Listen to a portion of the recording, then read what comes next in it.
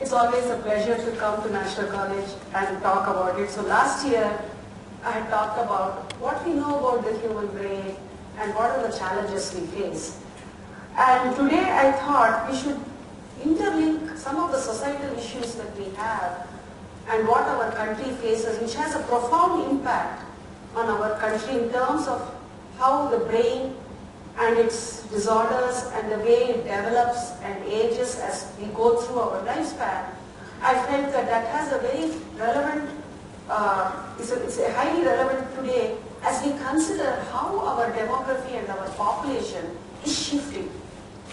And how the future of this country is intricately linked to proper development of brain. Only then you can have a younger generation being able to help the country to prosper and be productive. Whatever campaign we start, Make in India or Make for India, it will not happen unless we have the younger generation being cognitively empowered to be able to face. So I just thought I will tell you about the two challenges that we face as a country as our population ages and as our population at the same time. We are one of the youngest countries in the world in terms of the number of young people in our population. So this, as you all know, is the main building of the Indian Institute of Science. I always look at this for inspiration because it was established through an extremely altruistic act, an unparalleled altruistic act of Sri J.N. Tata, Jamshedji Nasurwanji Tata, and of course successively over the 100 years or so, it has remained as a pinnacle in the Indian educational scenario. So this is what I will talk about what I just said. So if we look at the Indian population growth rate, considering the world average here, which is about 1.4, what we noticed is in some countries of the world, if you look at Russian Federation, for example, there is actually a negative growth. And of course, some countries that also have a negative growth, such as the Scandinavian countries, this is not represented here. But essentially, the three countries that have this thing is India, Pakistan, and Nigeria. But in terms of the population that we are, currently about 1.29 billion, India will contribute maximally to the increase in the world population. So one might say our population growth has decreased, and why are we still talking like this? Because as you see here, our population growth grew between the years 1960 to 1980, and then on successively there has been a decrease in the growth, but even now the population growth is about 1.58, and if you look at the current population, it's about 1.289 billion. And the male-female ratio slightly marginally improved from 2001 to 2011. I won't talk about it today, but it is of course a matter of grave deep concern to us that the gender balance is still inadequately tilted in terms of the women. So if you look at the current population growth, it's about 1.58%. But the interesting thing about our population is about 50% of the population is in the 0 to 25-year-old group. That is, it is a young country substantially as you look at other populations across the world. And if you look towards this, which talks about the people who will actually contribute to the working force of the world, that is people in the age group of 15 to 59 years, you see that India is going to be a big provider to the world in terms of working force. India is going to lead the world in providing people to work across countries in the world. So we have actually, if we train our young population, we can convert this population growth rate, which was always considered as a drawback for the country economically. It can be very smartly leveraged to become actually a dividend for the country. And it is now one of the reasons you see so much interest in India in any of the global forums is because of this fact that India will be providing the working force for the world. So the forecast is that by 2030, we will beat China, at least in one parameter. We will have the largest number of people in India as compared to China. And it is said to go up to 1.5 billion. And of course, it's also said to become the largest global workforce. Now, we often hear the term demographic dividend. So what is this demographic dividend? The demographic dividend is when our workforce is skilled and educated, and we are able to leverage that skilled and educated workforce to enhancing our economic development, and therefore, although there is a large population, it's actually leveraged for growth of the country. And which is why we often hear our political leaders talk about demographic dividend in the same terms as skill development also. But importantly, this demographic dividend will happen only when education and skills are developed. So to quote from our former Prime Minister Manmohan Singh, he said, a young population is an asset only if it is educated, skilled, and finds productive employment. Otherwise, it's a burden. If this were to happen, our objective of realizing India's potential to grow at 10% for a substantial period of time can become a reality. I am adding here that if we are unable to provide good health and education, and I'll prove to you why that good health is such an important part, the demographic dividend that we are talking about will actually turn into a demographic disaster. And there is no escaping that fact. Actually, we are at a very critical juncture. So if you look at children, and if we look at the cognitive deficits in children, there are several ways in which these deficits are caused. And I will give you some numbers which are astonishing. The ones that I have marked in red is an added burden that India carries. That is the nutritional deficiencies. It is really sad that in spite of 60 plus years of independence, we have not substantially changed the pattern of nutritional deficiency that we see in our population, particularly the mothers and the child. The mother is a very important aspect here. Then of course, there are several reasons for having mental retardation, inborn errors of metabolism, some that are genetically transmitted, some like cerebral palsy, which affects 2 to 3 per thousand babies, some of these that have remained unchanged in several years. But importantly, these two, I will also talk about it, learning disabilities and developmental disorders, including autism, have suddenly raised their head and they contribute maximally to disabling our children. So, in terms of these, we still don't understand the pathogenic mechanism, why they are caused. There are no treatments, there are no drugs.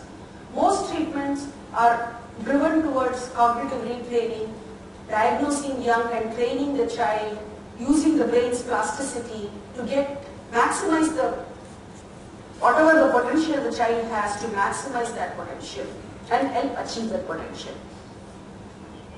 So if you look at the nutritional data, I took this from the National Health and Family Survey of the Government of India. So stunting, wasting and underweight, if you look at it, across the ages from birth to up to 5 years, it's tremendous. These numbers are unbelievable. We are talking up to about 50+% of our children are stunted, they are underweight, and a substantial person, nearly 20%, are wasted. And if you look at this wasting, it's even more scary that the severe wasting that's happening to about 8 million children.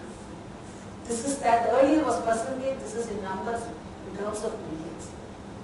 Most of this is caused by calorie deficiency, as we understand today, which can easily be corrected.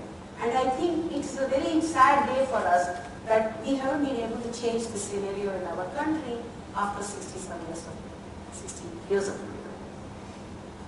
So I wanted to just focus on one nutritional aspect that is so easily correctable with public health measures, and that is anemia.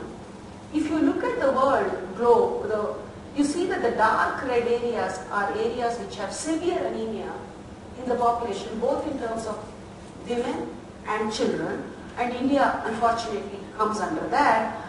And if you look at the prevalence of anemia among our population, this is non-pregnant women. This is data from 2005-2006.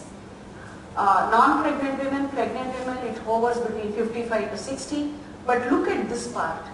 Preschool children is 70. Children below 2 years of age, it's 82, of which substantial portions are severe.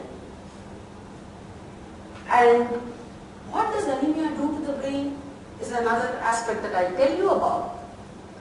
So, when the brain develops, as the neurons are born and then they move to the places they are supposed to occupy, and then they grow like a tree to make those connections with other neurons. It is these connections that we make between neurons that's actually responsible for many of the higher cognitive functions or many of the functions that the brain does. So these connections are important. So if there is severe iron deficiency, what actually happens is, instead of a forest growing well, it's actually like a forest in which most of the trees have been cut off. And this is the kind of lasting effect it has. So studies by US scientists in Africa, where they have looked at 4 generations of children born to mothers with anemia, it's a very scary scenario. What they find is, when the mother is anemic, the F1, that is the first generation of child, is cognitively impaired irreversibly. If you bring in iron later on and give, it doesn't reverse deficits. It is passed on to the F2 generation, and up to 3 generations to the F3 they are seeing these cognitive deficits are lasting. And therefore, not only is the effect that we see in this generation is going to continue, but we are going to pass on this bad effect to subsequent generation. So tackling maternal anemia, which requires, in my mind, 2 things.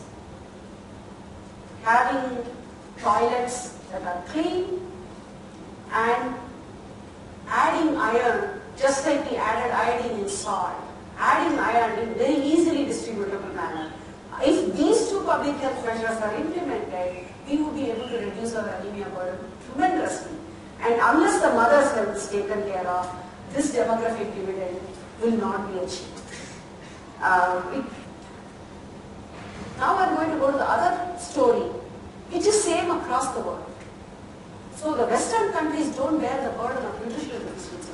As you can see, it's essentially Africa and India that bear the substantial burden in terms of population size.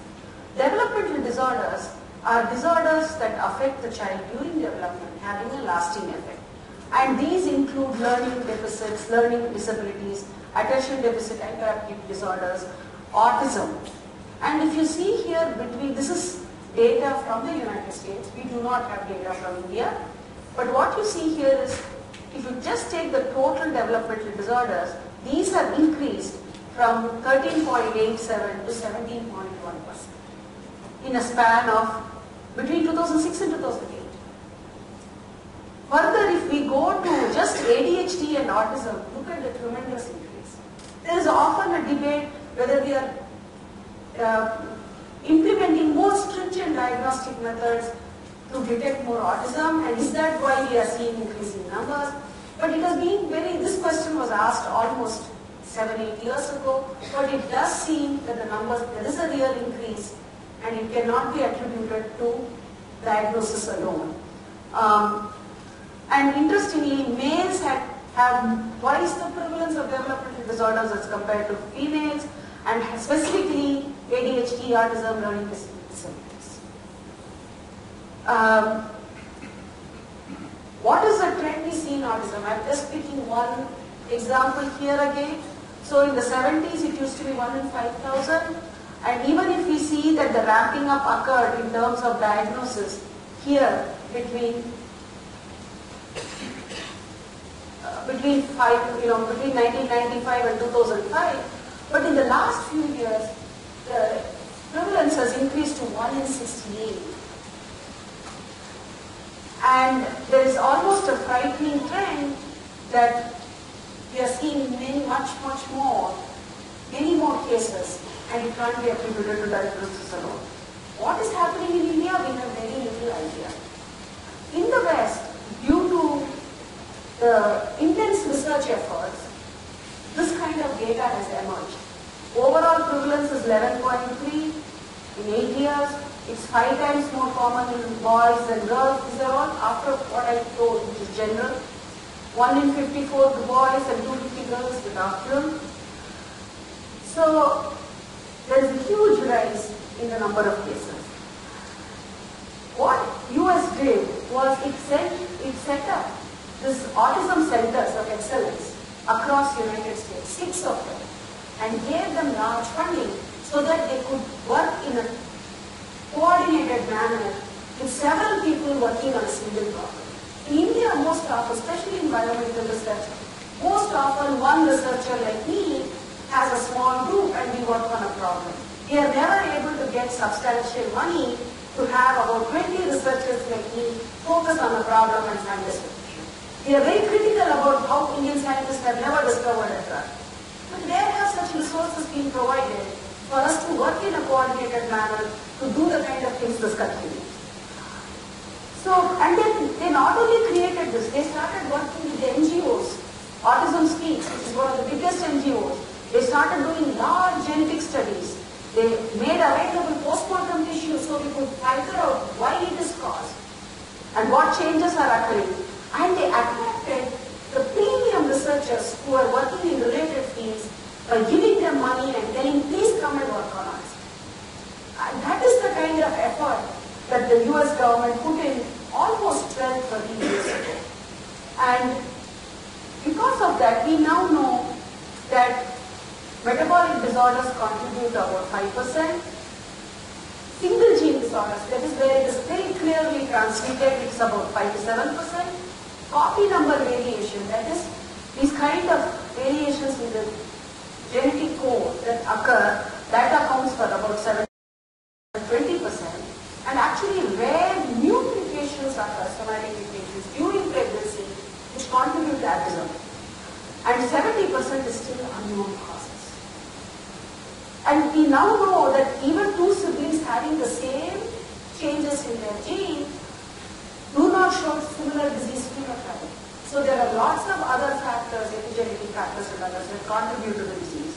And then with postmortem studies, we now know that the synaptic transmission, the crosstalk between neurons is affected, and there is considerable inflammation in the brain and eyes. But what have we done so far? We have no nationwide survey as yet. We do not know how many people are affected. We do not know if there is an urban-rural bias. We do not know what are the risk factors in our population that could cause children to have this disease. And the data of about 1.7 million children in India having autism comes from Autism Speaks of USA, but not from our own researchers. What we need is definitely a large-scale initiative. I think what India needs to think about is that if we have a double burden of nutritional deficiency overlaid with these developmental disorders that are increasing in prevalence with time, so our population, our children are very vulnerable right now, which really emphasizes the need for quick action and to ensure that we are able to actually keep our demographic dividend intact, keep our children in good health so that they can be well educated, skilled and provide a good workforce. Now I would like to take you to the other end of the population pyramid, which is the aging. I always think, this is my personal opinion, that the two ends of the spectrum, our children are the most important because the future of our country depends on them. At the same time, the aging population, which has to be taken care of by the workforce, existing workforce, is the other vulnerable population of Pakistan. Therefore, to me, these two sets of population are the ones that are very, very important. So if you look at the other end of the population pyramid, what is the scenario in India? In India, our lifespan has been continuously increasing with our greater prosperity and maybe better health care provision.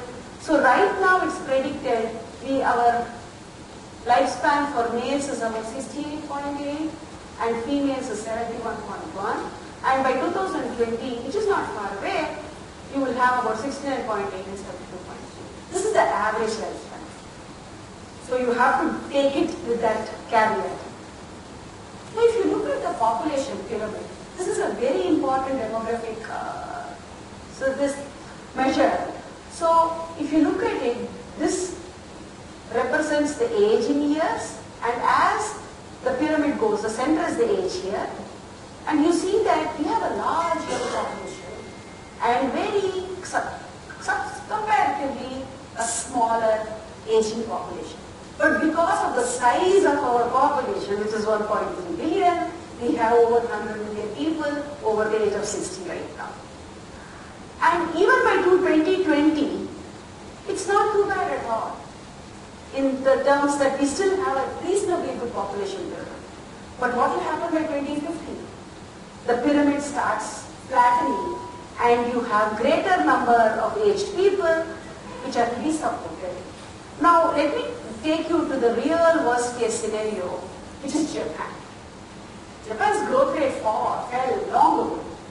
So right now, in 2007 itself, you can see what a flat pyramid there is. The pyramid is gone, you only have cylinder, and already it's shrinking with 13.5% of the people in the young, whereas 65% being in the old. But look at it in 2050. It's a very scary scenario. If you add up, substantial number of old people have to be supported by 8.6% of the population which is young. That's why Japan has taken tremendously proactive measures to ensure the care of these older people and taken a huge public health policy in terms of how are we going to care for these people with the limited resources that we have and with a small population being able to care for them. They are running training camps for their younger people on how older people should be taken care of, how efficiently can be managed. Typical Japanese, Japanese are so good at this kind of, creating this kind of systems. Now if you look at India, in 2026, which is just about 10 years from now, Uttar Pradesh will do well because the growth rate in Uttar Pradesh is still high. So that 1.58 is the average growth rate I said. But the country has pockets like Kerala where the growth rate has already tapered to near zero. So states like Kerala, the pyramid will start getting to be a cylinder much earlier than Uttar Pradesh. In fact, Kerala has one of the most active Alzheimer's Association activities within the state because care for their elderly is becoming a big issue. But this is what awaits all of us. There is no denying that fact. So both the share and the size of the elderly population will increase, and the low and middle income countries, as we are classified by World Bank. So World Bank classifies as high income countries and low and middle income countries. We come under LMICs, we are a low income country, and most of the increase in aged population is going to occur in LMIC. And there will be a decreasing support base to provide support for the elderly. So let's go back and look at what happens when the brain ages. This is a question which often intrigues all of us as we get older every year. So, and what contributes to aging? If we look at it, aging is determined by a whole bunch of factors.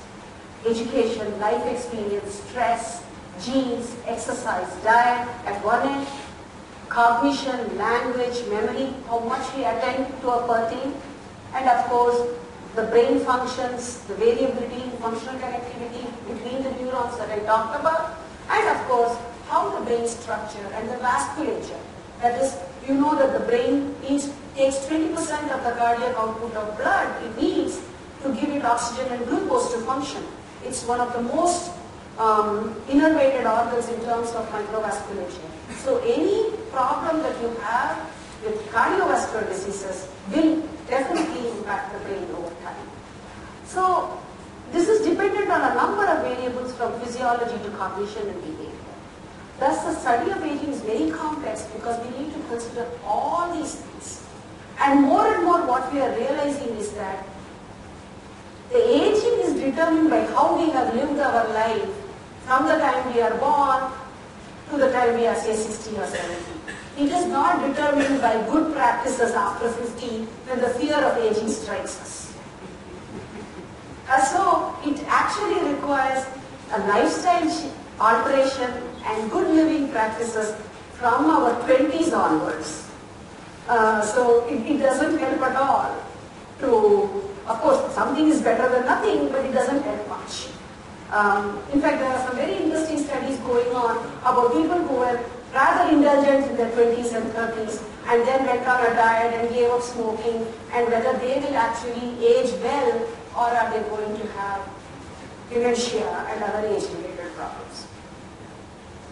So, but what I want to tell you is how we age and how the brain functions as we age is very interesting from a scientific viewpoint. The brain does change as we age.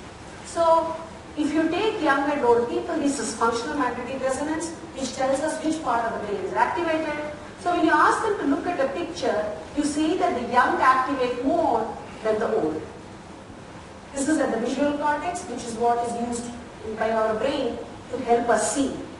And then when we ask them to process that image, you again see the areas of the brain that are activated are different, and the activation is definitely more than the old. But the interesting thing comes when we ask the young and old people to make a judgment on the picture. Is this picture good or bad? When you ask them to make a judgment, the young people quickly put it into their long-term memory, whereas the old make the judgment and don't want to put it in their memory. So the way we process, the way the brain processes information differs as we age. I'm sorry about this. This is not clear. But we do realize that as we age, our ability to do several things at a time decreases. And working memory is, how do I put it? So, I will remember this courtyard and this lecture hall as I come into the lecture and go. But if you ask me a month from today, do you remember that courtyard and do you remember the big poster? I won't remember. But I will definitely remember till I leave and get into my car. That is working memory. I have put it in my short-term memory and I will use it to go back and get into my car. But if you ask me, even next week, I may not remember whether the posters were there or how many were there. So this is short-term memory. So the working memory does decrease. And importantly, our ability to multitask decreases as we age. And of course, women are better at multitasking than men. That's been known for a long time. So our ability to consider several things and manipulate that information decreases. But interesting insights have come as people have started working on with aged people. So, the cognitive abilities that we have can be divided into fluid cognitive abilities and crystallized cognitive abilities. Fluid cognitive abilities are those requiring working memory.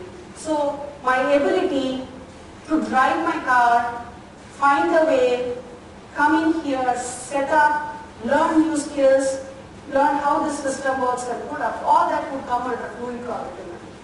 And as you see, that starts decreasing from the time we are 20 onwards. So our aging process starts very early. But interestingly, crystallized cognitive ability, such as domain-specific knowledge. So if you ask me, how does the brain work? How does the brain's neurons fire? What is action potential? What is the experiment you did 20 years ago? I have no problem remembering. Our crystallized cognitive abilities are pretty intact as we age. So this concept that as we age, our neurons are going to die, we are going to lose everything, is not completely true. Certain faculty decreases, certain others actually get better. So interestingly, I don't have slides for it, but what people have found is that satisfaction with life increases as we age. So if you ask a 60-year-old or 70-year-old, most often they are happy with the life they have led. If you ask a 40 or 30-year-old person, he doesn't have the feeling of satisfaction. So one of the things that is associated with aging is this feeling of satisfaction, which is the very... So there are people who are asking the question, does wisdom increase with age? Because that's a very difficult question to answer, because how do you define wisdom? And another interesting fact that people have found is the older people tend to remember the more positive things in their life than the negative things. So they don't want, as they get older, they want to think about positive things, and the negative things they don't want to listen, they shun it away. That's a very interesting phenomenon. But because of that, their risk-taking ability changes. So what happens, because they're only thinking about positive things, even when there is a risk where you know there is that much of loss that's going to happen, most often they will only see the positive side but not the negative side. And this you see in very much older people, because they will always say, oh, he will get better, I have prayed to God. But you will know from statistics that if somebody has a disease, 99.9% he is not going to get better. But the old person will continue to say, oh, he will definitely get better. So our ability to distinguish this decreases.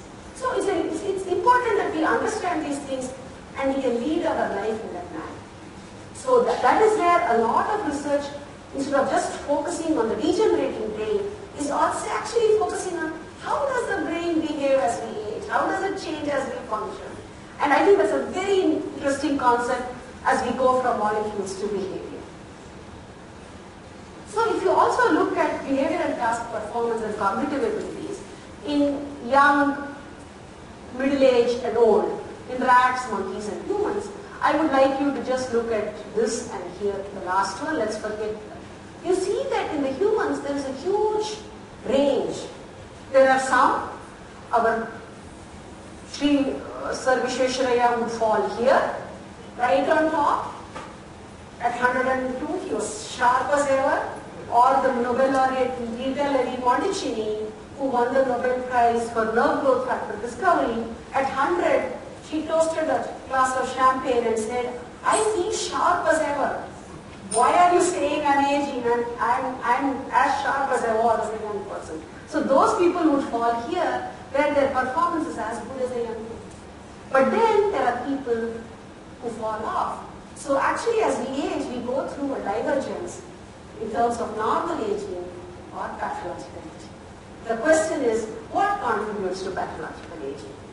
So if we study aging brain, we need to study molecular mechanisms, behavior, how the brain structure changes, what is the socio-cultural milieu that impacts on this aging, epidemiology, how does our population age, what is the risk factor for our population, and of course, the genetics.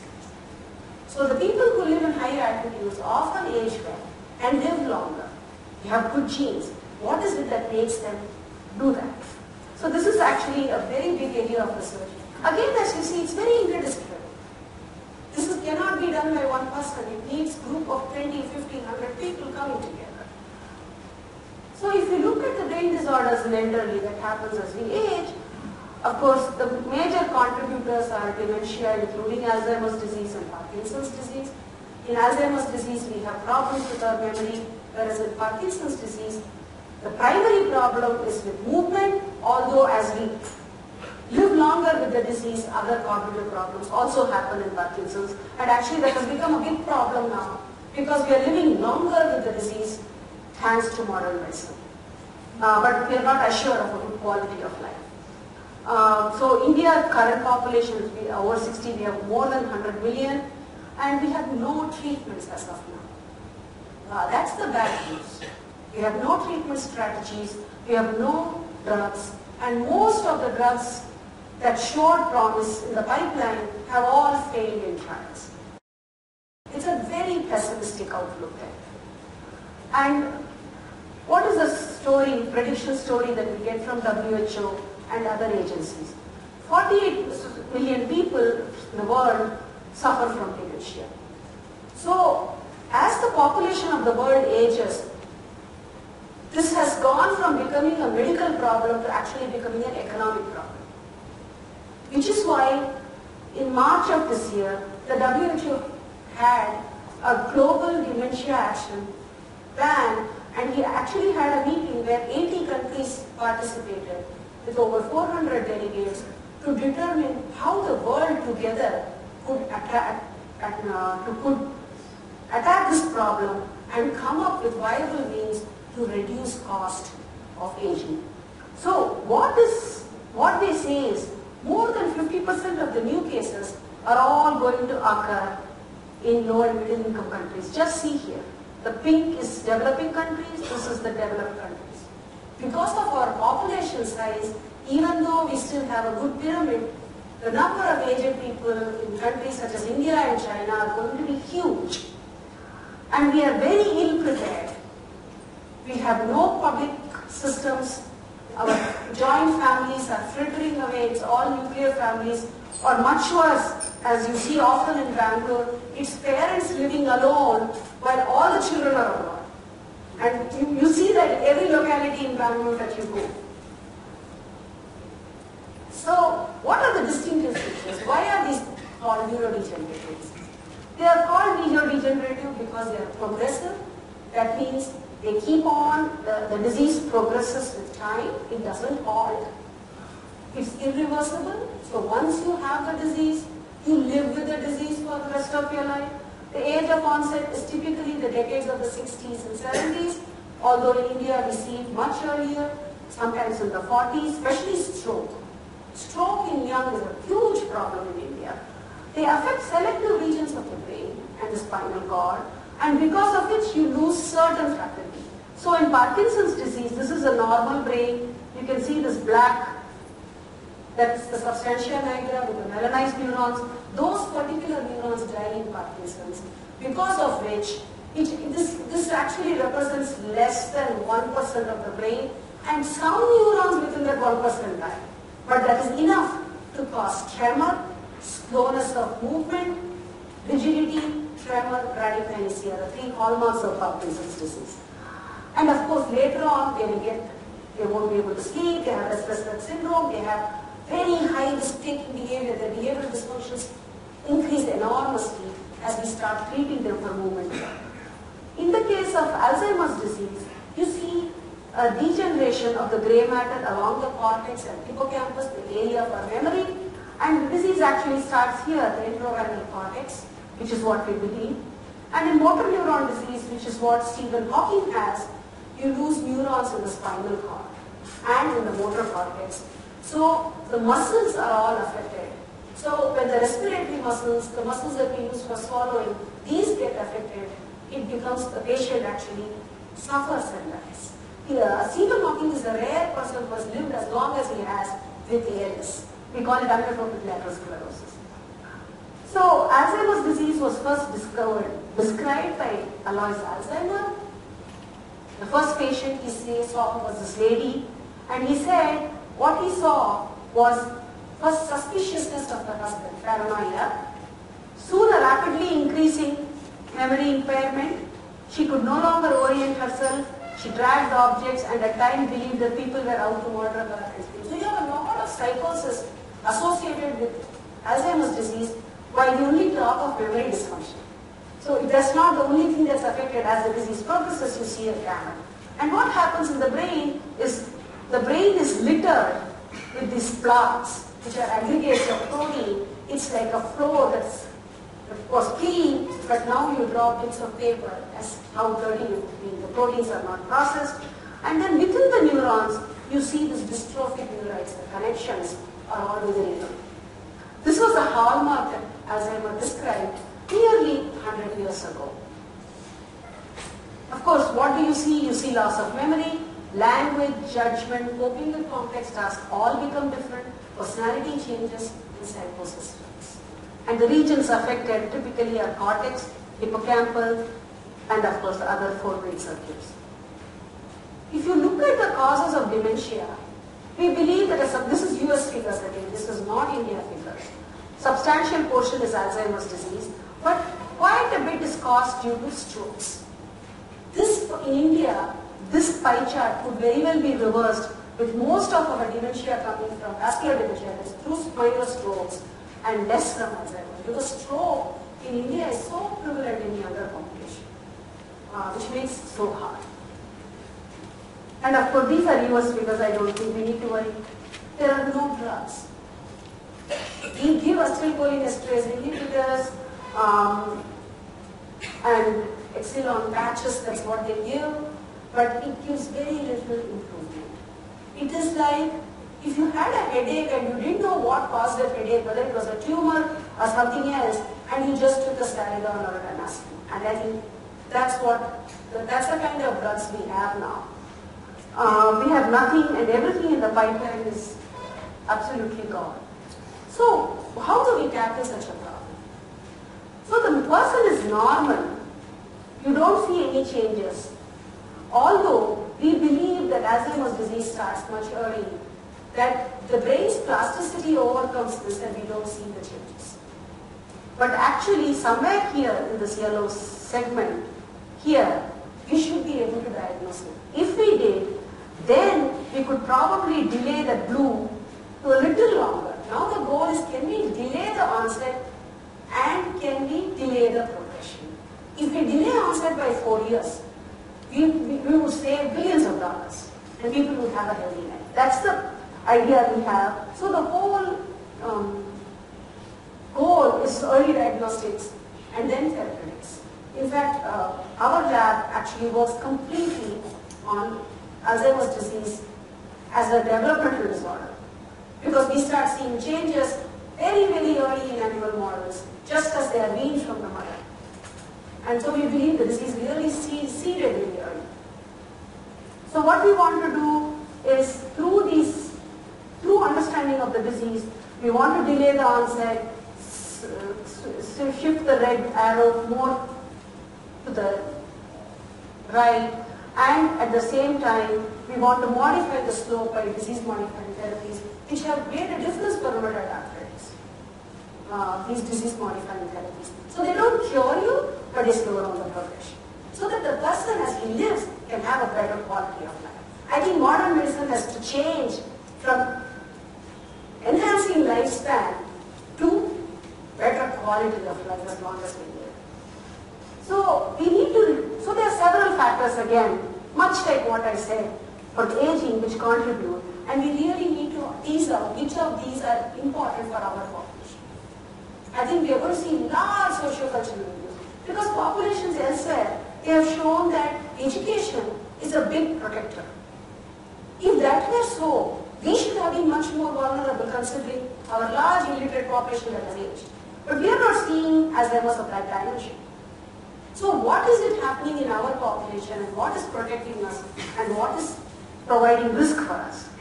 So in this global forum, when we met for 2 days, what really came out is that there are 4 factors, those that I have mentioned in red, which contribute to dementia and pathological aging. Obesity is one of the key factors. And as I said, it is not obesity just late in life, but actually obesity early in life also contributes. A study in Baltimore that's as yet unpublished shows that 1-digit increase in body mass index, I presume everybody here knows what's body mass index, 1-digit increase brings dementia closer to us by 4 years. So obesity is a very big contributor. So the need to start exercising and monitoring our diet much earlier in life is going to be very important. Diabetes, India is the diabetes capital of the world. So these 3, diabetes, hypertension, smoking, all contribute to cardiovascular risk. The vascular risk actually contribute to vascular dementia. So the idea is, if this can be taken care of by public health measures and by awareness, we could delay the onset of dementia so that we get it much later in life as we live longer.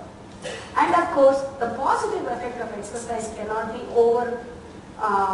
emphasized, because even in people with PD, clinical trials have clearly shown that if they exercise regularly, the Parkinson's disease patients, actually the outcome is far better than having drugs alone.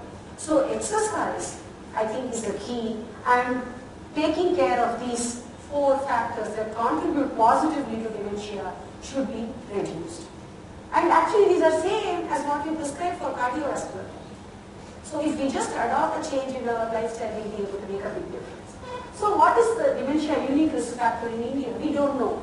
There is a certain gene called ApoE4 which predisposes to having Alzheimer's. The prevalence of this gene we do not know in India. More importantly, we don't know if there are other risk factors that also contribute. We have no idea about if our multilingual abilities actually protect our brain. So there is something we call as cognitive reserve. That is, how can we improve our cognitive reserve so that as we age, we can lose little by little, but we'll be able to retain that much that is necessary for us to function. Risk factors, the same thing. And how the joint family versus nuclear family, this disengagement, how does it impact? Because earlier, grandparents always lived with grandchildren, which were the source of stimulation, which is no longer around. So one of the things that has happened as dementia has become an economic burden from a medical problem is that world has come together to address this problem. So one of such initiatives is the Alzheimer's disease neuroimaging initiative, where people from all over the world, India is yet to join this initiative, hopefully we'll do it soon, they're all sharing data from MRI scans, the genetics, the biology, and hoping that as we increase the numbers, we'll be able to pick. It's like a detective, it's like Sherlock Holmes.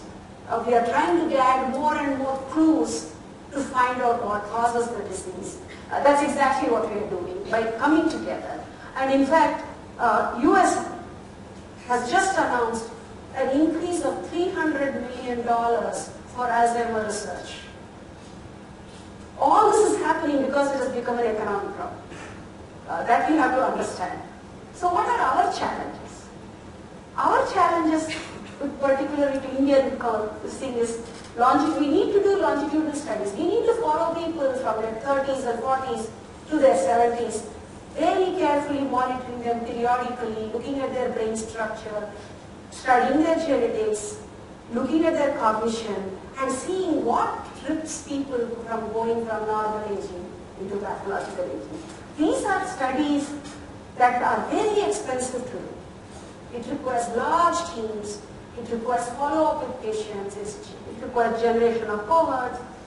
But only if we have this can we think of how to enhance our cognitive research.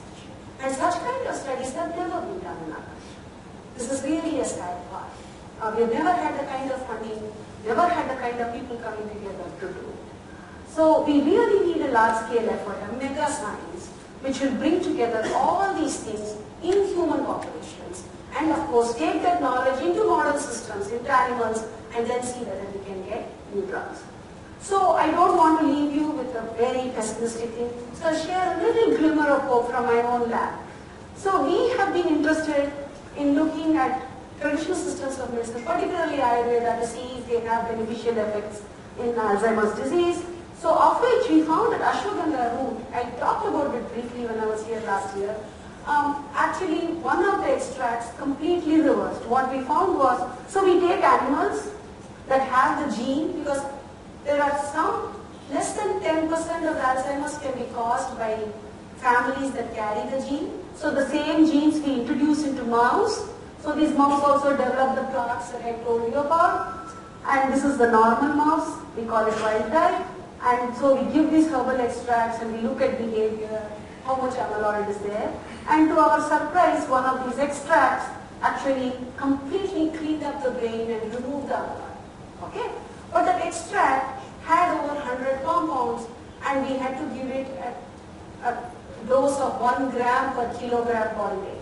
You really don't want to think about giving this to humans.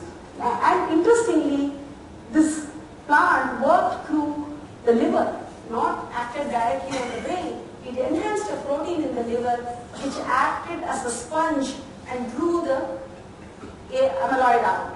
So this was very much in concurrence with our theories of Ayurveda, which talks of body health to maintain brain health. So we are very happy. I collaborated with Dr. Warrior of Ayurveda Kotakal. He's 93 years old, sharp as ever, and it was really awesome. But then my young student here, Aarti, she took up the challenge of purifying this and bringing the dose from 1 gram to 1 milligram per kilogram, and she at last has found that fraction that is lowering it at 1,000th of the dose that we gave earlier. So here's cheers to Aarti, and I'm hoping she's coming along. She's working very hard. Hopefully as we have something we'll be able to take it further. So I want to leave you with a thought that there are ways and means, but what is needed is a joint action and a greater commitment both from society and the government to deal with a problem for which there is no alternative. We age or we die. It is better to age, so we have to tackle the problem. Thank you. Good evening, madam. Very fantastic lecture. I have been hearing the lectures more than a decade. Even when you took over at Gurgaon, you had come and spoken at Institute of World Culture. The brain is such a huge subject, I know, declared as a subject for a decade, brain of the decade. Now, madam, it is really difficult to do justice, but my questions are, when brain shrinks, there is it causes a gap in the skull, then what happens? That is one thing. Second thing, actually the gray matter shrinks. Yeah. So there are ventricles in the brain, that is where the cerebrospinal fluid is formed, those actually increase in size. So you will see the holes, what we call the ventricles inside the brain, will suddenly enlarge to compensate for that space. That's what happens when the brain shrinks. Next question. Next question. Neurosis. I don't know much about it. I really don't know how to answer that question. We still don't have a scientific understanding of this phenomena. So as a scientist, I wouldn't like to talk about it in layman terms, but they say that it is a way that some of the unconscious memories do come. But I really don't. Thanks. So you see body. Yeah. So the brain is actually separated from the immune system. Earlier we used to think our immune system, which takes care of us when we get a fever or any infection, is completely isolated from the brain. But today we realize that there is a very strong crosstalk that goes from the immune system to the brain. In fact, molecules of the immune system are very important during development also. So along with that immune system, certain immune cells, types of cells, come and reside in the brain, and then they are called as microglia. So whenever there is some kind of pathogenic insult in the brain, these microglia become activated and they go and they are supposed to phagocytose, remove that problem. But sometimes these microglia become overactivated. Then instead of being the scavengers and the good soldiers, they actually become a bad soldier.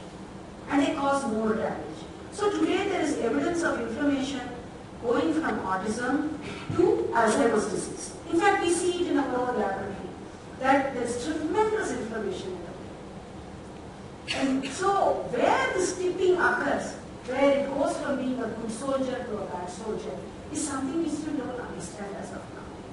And even in schizophrenia, people have shown signs of inflammation. So it looks like any kind of perturbation leads to the inflammation, which is actually the microglial activation and secretion of some molecules which are very damaging. People who take anti-inflammatory drugs for joint pains and all that were more protected from Alzheimer's disease. So there was this great joy, I think about 20 years ago, that we could give, say, naproxen or other drugs that will take care of inflammation. But when they went in deeply and studied, they found that naproxen acts through other mechanisms and not just anti-inflammatory. So we now believe just taking care of the inflammation may not be enough to help the disease. A general question, ma'am. my mathematics teacher, he actually met with an accident. He had a severe head injury. He cannot recognize his own brother or any of us, means his students, but still he remembers mathematics and he pictures it very well. What may be the reason behind this? No? So, this maybe 30, 40 years ago, there was an individual called Chen who lost his hippocampus. Okay, so as we acquire memory, the hippocampus plays an important role in acquiring memory. But the recall of memory is not dependent on the hippocampus. So if during the accident, if his hippocampus was damaged, he would not be able to acquire new memory, but old memory he would remember. And maybe, so what you talked about in terms of face, so you have special areas in the brain that are responsible for face recognition. If that area was damaged, the IT cortex, we call it inferior temporal cortex, then he wouldn't be involved in face recognition. He wouldn't be able to do. So depending on the area of the brain that is damaged, you will see loss of certain brain functions, very specific. Parkinson's disease on a progressive trend, their ability to take risk increases. Could you please elaborate on that? Is it enterprising ability or taking financial risk, or what exactly it is? So what happens to dopaminergic neurons? Okay, dopamine is one of the chemicals in the brain. And what we actually substitute dopamine indirectly to compensate the loss because the cell is dead, and so that he can move.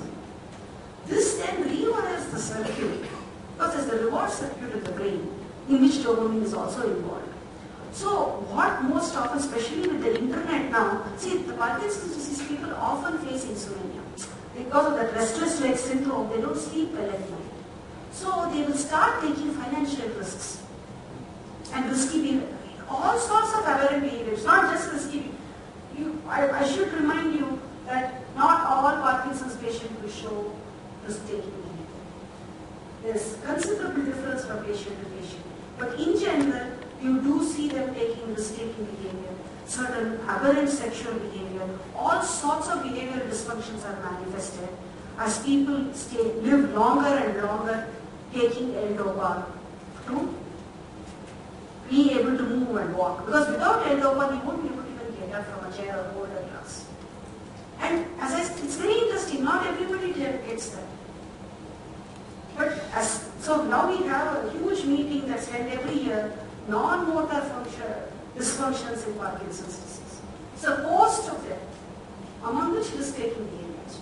But no, they are not in a situation to become great innovators and entrepreneurs. What is memory?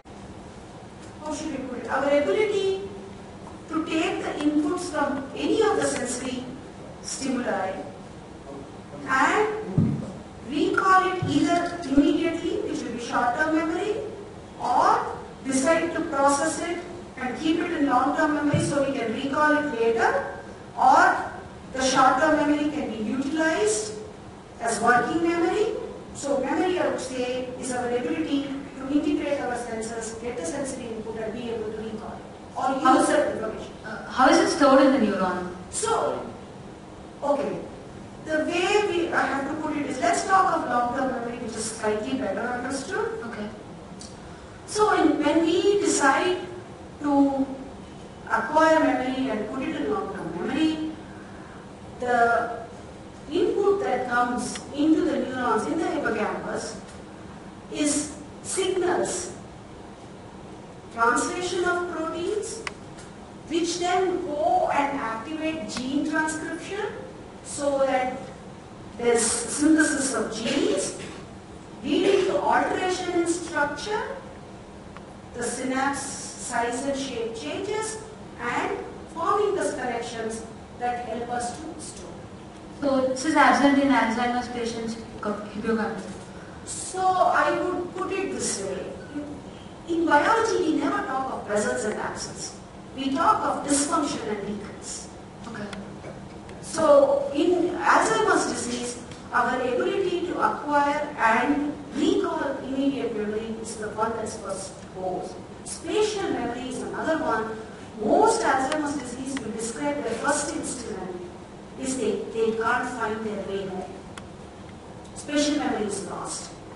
So we believe that the region of the brain, ventrolateral cortex, which abuts the hippocampus, and dysfunction of that hippocampus is what leads to these problems in Alzheimer's. But you see, Alzheimer's is not a disease of memory alone. That's what is romanticized in movies and books. Alzheimer's disease is accompanied with a host of behavioral dysfunction. Psychosis. It is so hard to deal with an Alzheimer's patient because they are constantly thinking, they are paranoid. See, it's not just that they have forgotten to eat and they are demanding a meal again, but they are actually suspicious. They are very hard to deal with. I would like the message to go out that it is a cognitive dysfunction that occurs across several domains, of which one is memory. And can you the reason for lateralization in brain? Is there a reason for why the nerves are crossed? You know, this question was asked to me almost 20 years ago by another young person like you. We still don't know why everything is crossed and how it evolved over evolution, how this happened. But yes, it is that way. And maybe we'll figure it out. Okay, but that's what makes us very interesting as humans. You remember, we are the only ones who have lateralization. Not in mouse, not in rat. Not in Yes, sciences also? Huh? No chimps? No, because it's not just crossing a wire. Our left brain and right brain differ quite a bit in terms of function, right? Yeah. That is the issue. Okay? But so a physician who was about 5 years ago, his brain was very active. He used to sing well. I used to meet him, and he used to ask questions, and then relatively is like functioning very well. Within a span of 2 to 3 years, he has a long memory, or I do not know what exactly is that. Now he asks some irrelevant questions that go there. So how his memory or his brain, who as a good musician of 2 years ago continues to be, is a very well-known musician. How it has affected his brain. So I'm asking because musicians, they have very good memory because they memorize the song, they sing it extensively. So how does his brain has changed? No, I really multiple infarcts, small, what we call transient ischemic attacks. They are not big enough to come where you can see the typical characteristics of a stroke, but these are little infarcts that take place in our brain, and depending on where those infarcts took place, you would have a dysfunction there. So, and this transient ischemic attacks are very difficult because it's momentarily the person may lose speech for say half a day. He might even not remember that, but then the impact of that with 2-3 infarcts would be loss of a certain faculty of the brain. So it's hard to predict anything like that without looking at MRI scan, seeing if he has TMA, what else has happened. See, a lot of people after bypass surgery their behavior changes. Because there's a brief period during bypass when oxygen to the brain, and people often say Clinton's personality underwent a dramatic change after his bypass. He's no longer the Clinton that he was before. I mean, this is a huge thing that people talk about in the US all the time. What is the difference? I don't know how you define subconscious.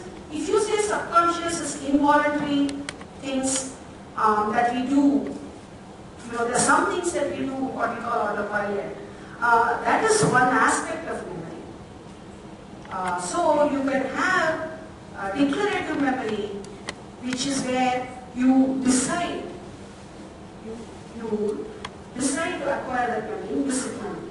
Or if it is not, somewhere automatically we learn how to eat, how to walk, and these are things we do without consciously recalling those. Good evening, ma'am. My question is rabies, hydrophobia and brain. How rabies, hydrophobia, development of hydrophobia following rabid animal bite, and changes in the brain following it. It is a disease of the brain tissue. Yes, so rabies is a disease of the yes, brain. in some cases rabies can become a disease of the brain tissue, and in such cases, so there are several viruses that affect the brain in different ways. Herpes simplex virus can affect the brain. Rabies can affect the brain. HIV virus infection, human immunodeficiency virus infection, actually brain is the reservoir for HIV. The virus actually goes and resides in the brain. So even carriers who don't get full-blown AIDS will get dementia if they carry the virus for a long time. So any such infection, which most often leads to an inflammatory response, which can damage the brain that you first asked about, that in turn can cause several types of difference. Thank you, madam. I'm done. Unfortunately, I think like a scientist, and I compartmentalize myself.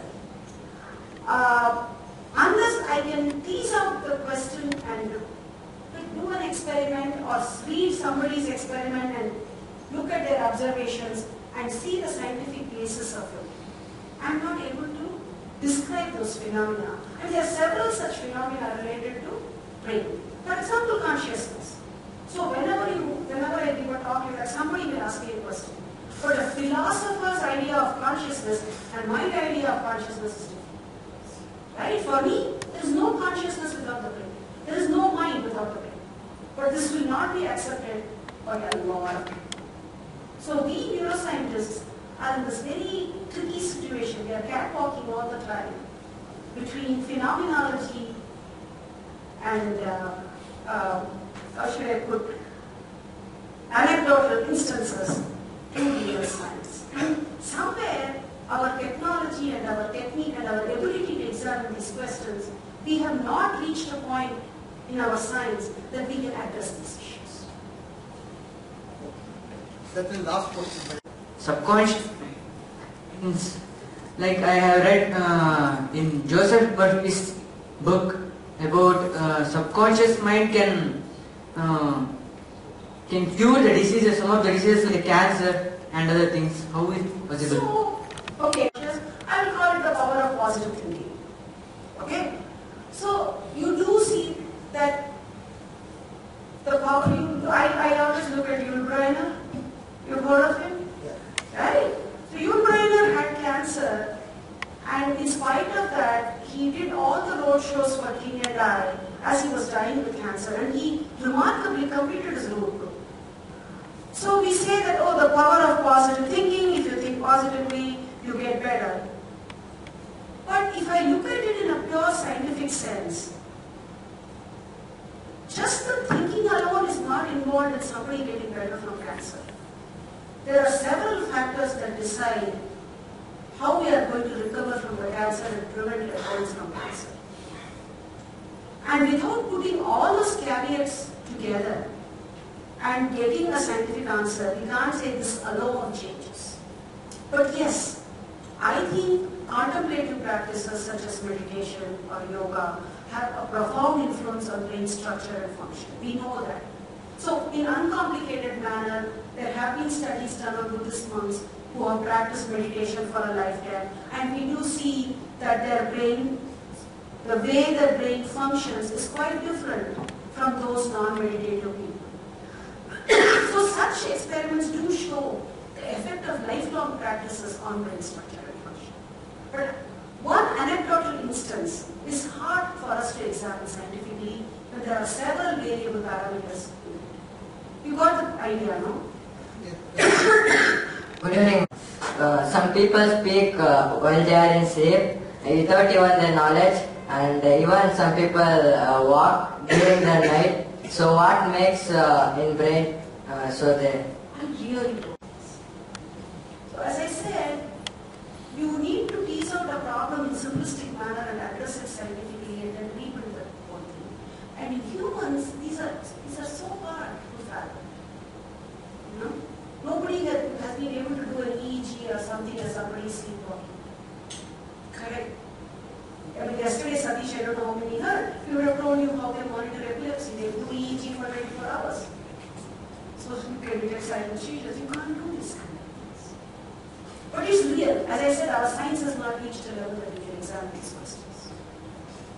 Okay, last question. Good evening, madam. For an action to be taken, an answer is obtained from dream source, from intuition source, and from an external source, from the society. Now, which should the brain consider to go for an action? Go for it. Go for an action, which should the brain consider?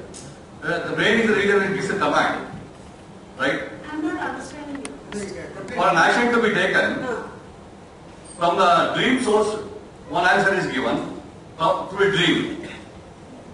For an action to be taken, Dream occurs only when they're sleeping, no? no, that is related to an action.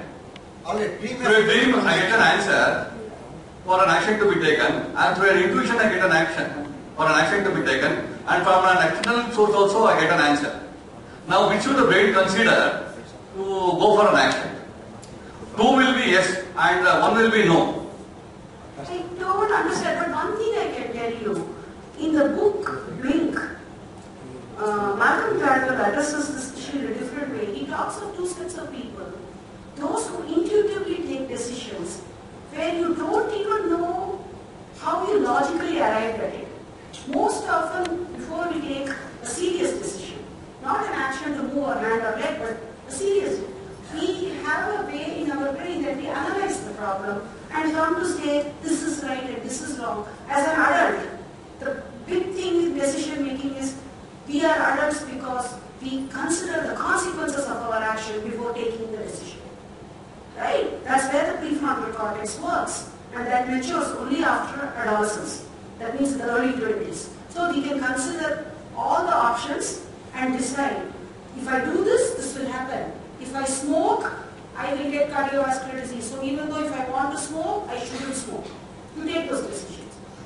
Whereas in adolescence, you don't have the prefrontal cortex, you say, wow, a puff of cigarette gives me a high, I'm going to go to it.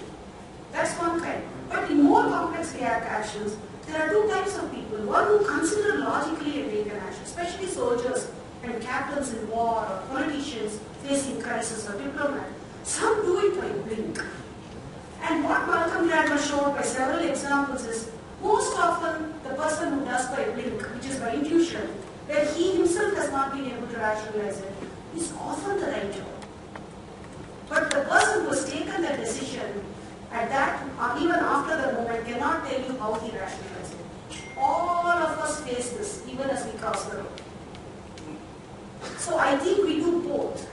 We do blinks and we do rational actions. And I think it's the way we cultivate our brain and our personality that one may be stronger in us than the other. What is the role of consciousness here? Huh? What is the role of consciousness here? So I don't know how you define consciousness.